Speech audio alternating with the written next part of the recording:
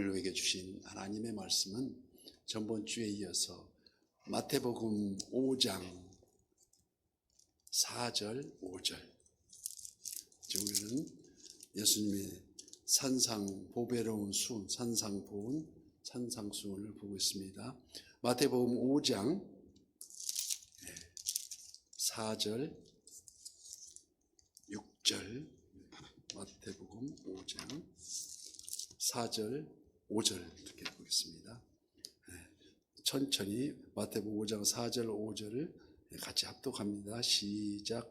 애통하는 자는 복이 있나니 그들의 위로를 받을 것이니요, 온유한 자는 복이 있나니 그들이 땅을 기업으로 받을 것이니요. 아멘. 오늘도 실시간 유튜브를 통해서 선한 이웃의 기도의 향연 속에 새벽을 깨우는 우리 성도님들 모두에게 여호와 샬롬, 하나님의 평강과 지키신 하나님의 풍성한 은혜를 축복합니다. 전도서 7장 2절 말씀에 초상집에 가는 것이 잔치집에 가는 것보다 나으니 모든 사람의 끝이 이와 같이 됩니다. 그 끝은 다 똑같이 죽는다는 것입니다. 그래서 4절 말씀에 지혜자의 마음은 초상집에 있으되 우매한 자의 마음은 혼인집에 있느니라. 이는 어떤 의미일까요? 기쁨에서보다 슬픔에서 더 많은 걸 깨닫게 된다는 것을 가르쳐주고 있습니다. 오늘 보면 4절 말씀에 그래서 애통해 하는 자는 복이 있나니 그들이 위로를 받을 것이며, 이와 평행 구절인 누가복음 6장 21절에는 지금 우는 자는 복이 있나니 너희가 웃을 것이며 라고 풀이하고 있습니다. 또 야고보서 4장 9절 슬퍼하며 애통하며 울지어다 너희 웃음을 애통으로 너희 즐거움을 근심으로 바꿀지어다 교훈합니다. 왜 예수님은 애통하는 자는 복이 있다고 하셨을까요? 애통해야 함은 가슴 아픈 비애, 쓰라린 눈물, 인생의 불행을 대표하는 것으로 생각되지만 어찌하여 그러한 자가 복이 있다는가 하실까 궁금해하는 자도 있습니다. 소위 이 애통이라면 세상적 애통과 별개의 것임을 우리는 깨닫습니다. 세상적 애통은 기대했던 일이 깨어졌을 때, 어려운 난관에 부딪혔을 때, 정이든 정든이가 먼저 세상을 떠났을 때 등 이 모두가 다 세상적 애통이라 할 수 있고 끔찍한 불행이라고도 할 수 있는데, 고린도후서 7장 10절 말씀에 하나님의 뜻대로 하는 근심은 후회할 것이 없는 구원에 이르게 하는 회개를 이루는 것이요 세상의 근심은 사망을 이루는 것이라고 말씀하십니다.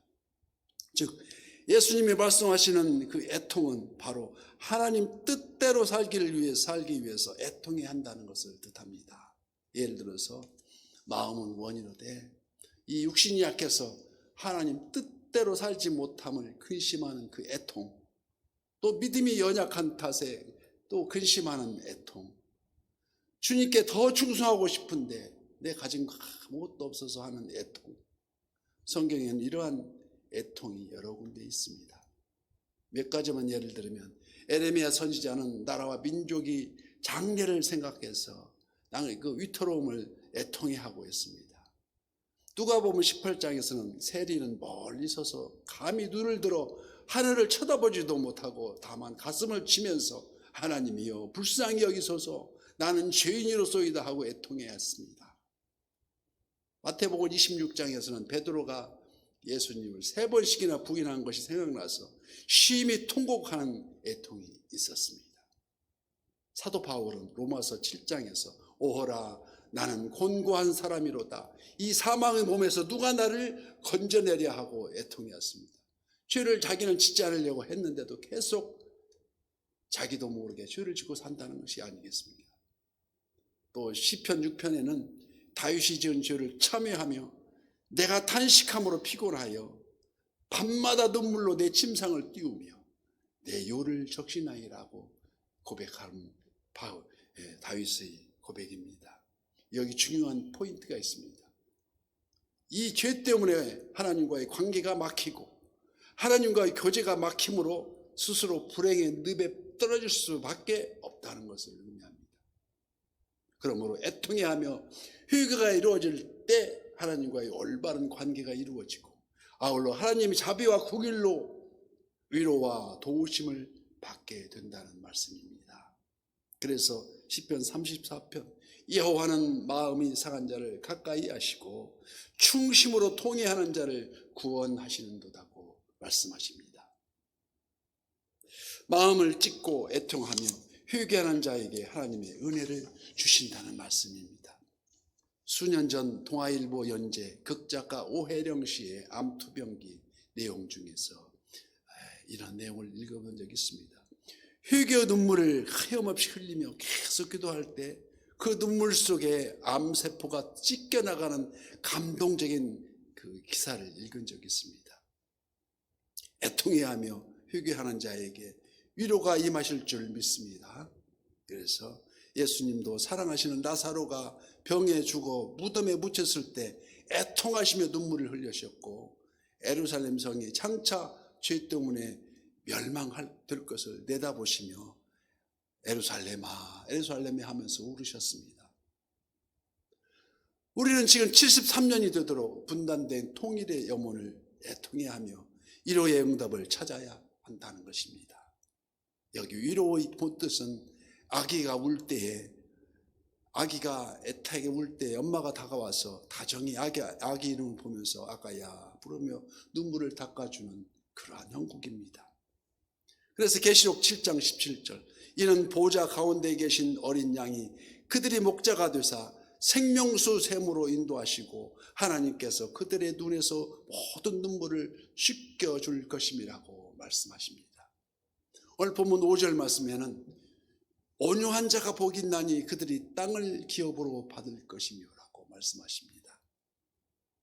온유한 성품, 온유한 자, 이는 천국 백성에 이르게 되는 성품이요 예수님의 성품이셨습니다. 마태복음 11장 29절, 나는 마음이 온유하고 겸손하니 나의 명예를 메고 내게 배우라고 말씀하십니다.